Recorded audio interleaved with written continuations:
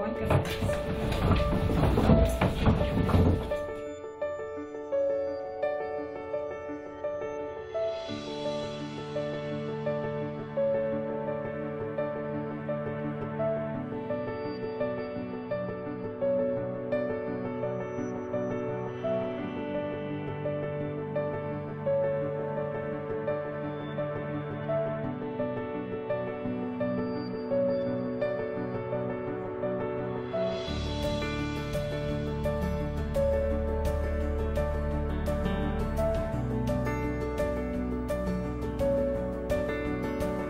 Желаю вам всем доброго утра. Сейчас посмотрите друг на друга. Улыбнитесь. Пожелайте сегодня удачной работы. У нас сегодня ответственный день. Сегодня нам с вами предстоит вторая часть комплексной работы. Это будет работа в паре. Прошу вас быть очень внимательными, ответственными. От вашей работы будет зависеть работа и вашего товарища. Но это все будет на втором уроке. Сейчас у нас урок литературного чтения. Я думаю, вы все подготовились к уроку. И с хорошим настроением мы с вами начнем. Минутку повторите свое домашнее задание. И приготовьтесь не только, Халид, рассказывать стихотворение, но и оценивать каждый ответ. Даю вам минутку повторить.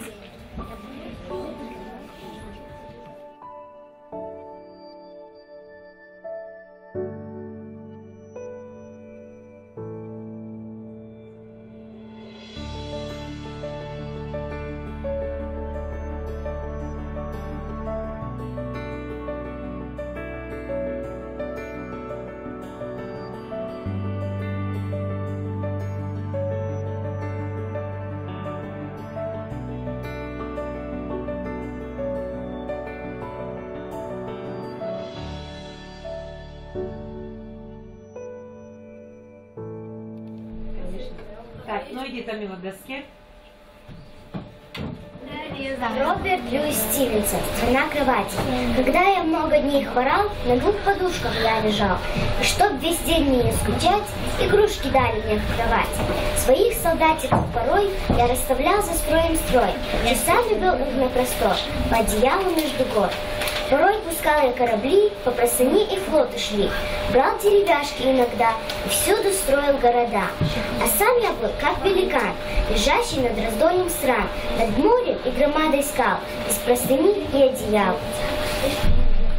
Я бы даже не поставила бы 5, потому что она очень хорошо рассказывала.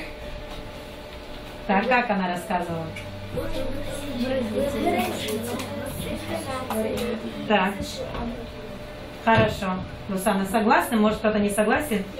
Я согласен. Хорошо. Давайте продолжим. Иди, Раяна, к доске.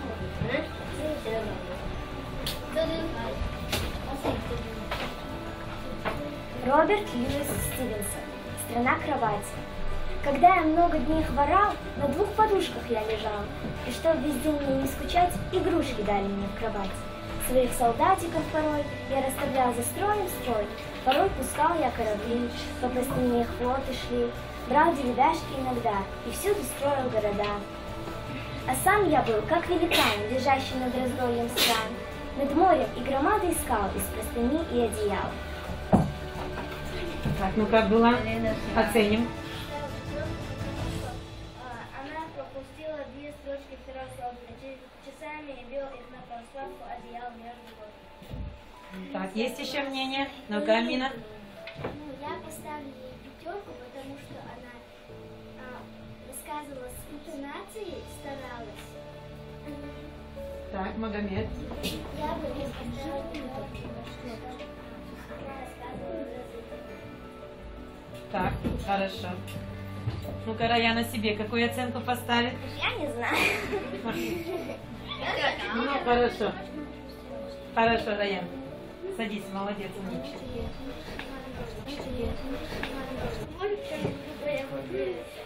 Я хочу... Иди, Магомед. Чтобы кто-нибудь из мальчиков. Роберт Льюис Стивенсон. «Страна кровати». Когда я много дней хворал, на 2 подушках я лежал. И чтоб весь день мне не скучать, игрушки дали мне в кровать. Своих солдатиков порой я расставлял за строем строй. Часами вел их на простор по одеялу между гор. Порой пускал я корабли, по простыне их флоты шли. Брал деревяшки иногда и всюду строил города. А сам я был как великан, лежащий над раздольем стран. Над морем и громадой скал из простыни и одеял. Так, давайте оценим. Так, ну-ка, Амина.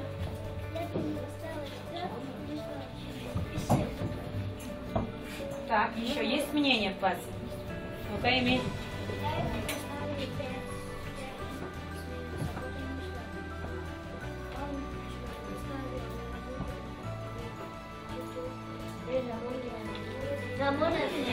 Так, ну-ка, Халид, еще одна оценка.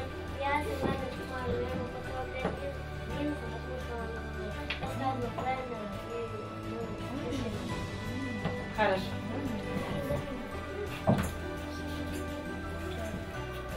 Так, ну иди, Халид, к доске. Еще Халида послушаем, затем перейдем к теме, новой теме урока.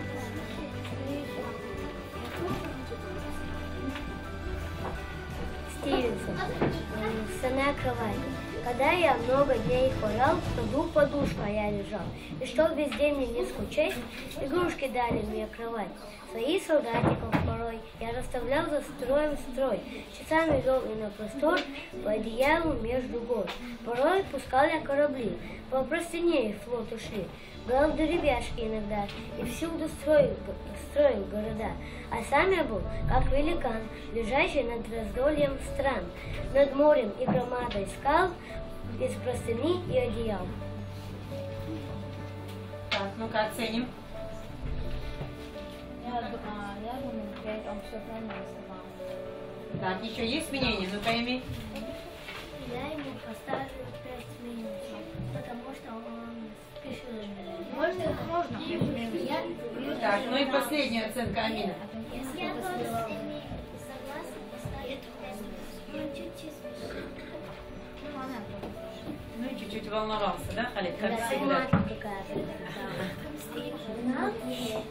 Дорогие ребята, сегодня мы с вами познакомимся с удивительными приключениями, которые для нас с вами написал немецкий автор Эрих Распе.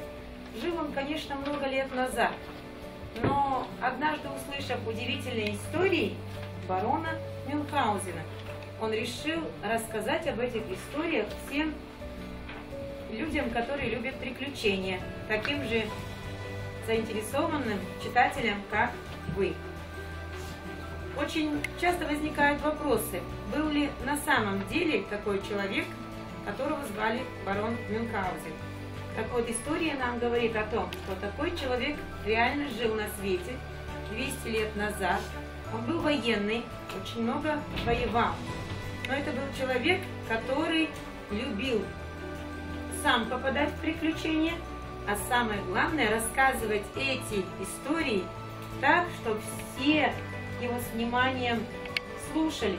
И было непонятно, рассказывает он чудеса или реальные истории.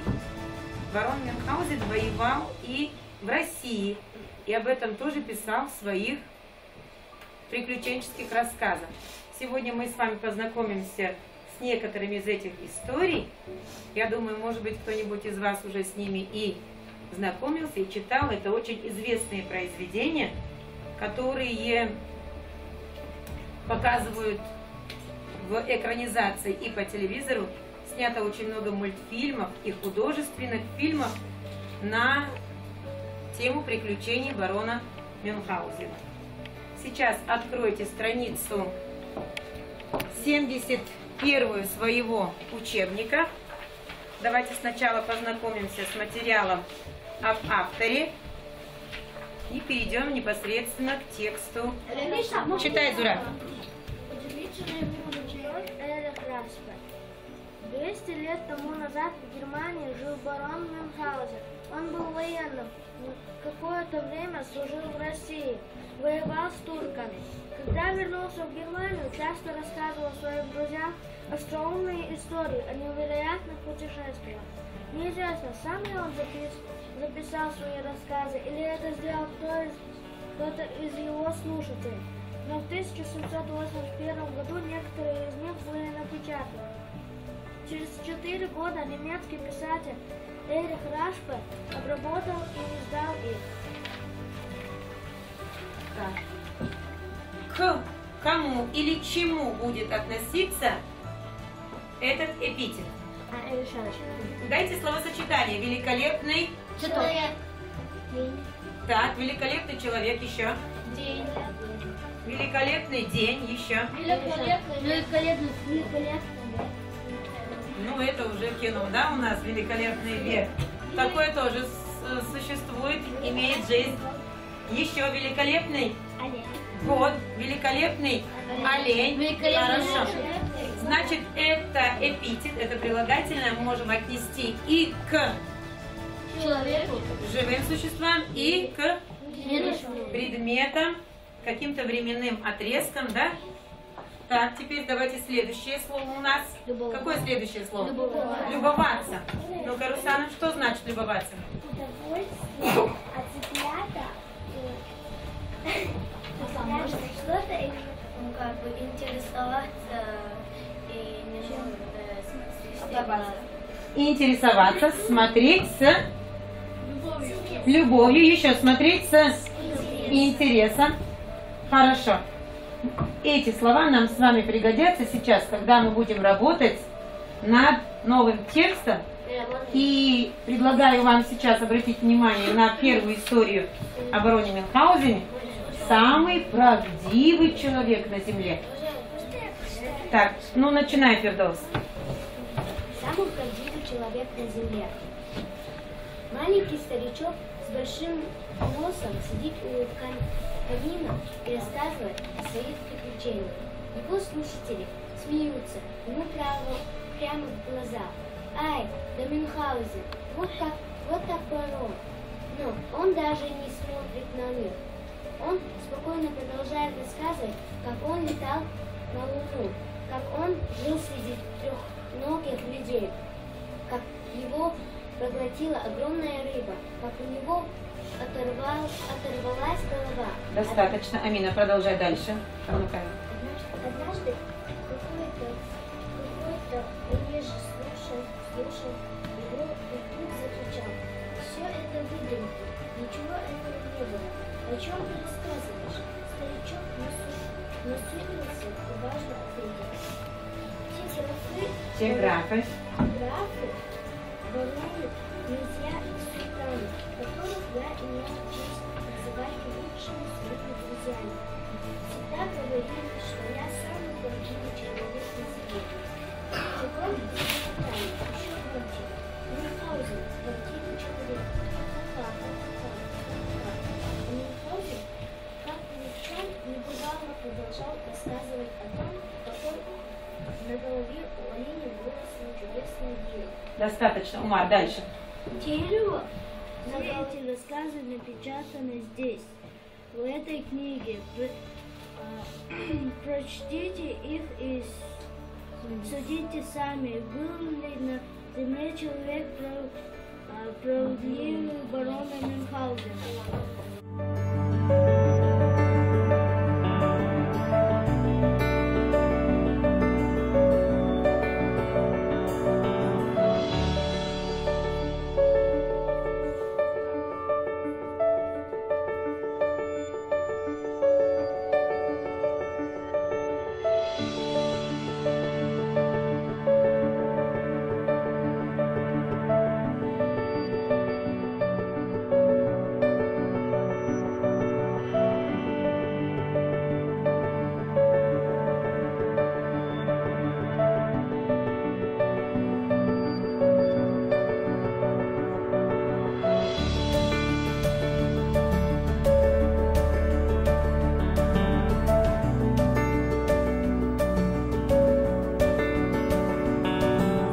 Сейчас на втором уроке нам с вами писать вторую часть комплексной работы.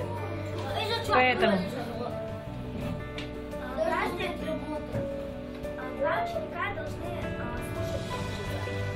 каждый из них должен работать в паре. Напомните мне или мне вам напомнить? Ну-ка, Амина. В паре. Результат какой? Правильный. И Хасан. Общий, правильно. Результат общий.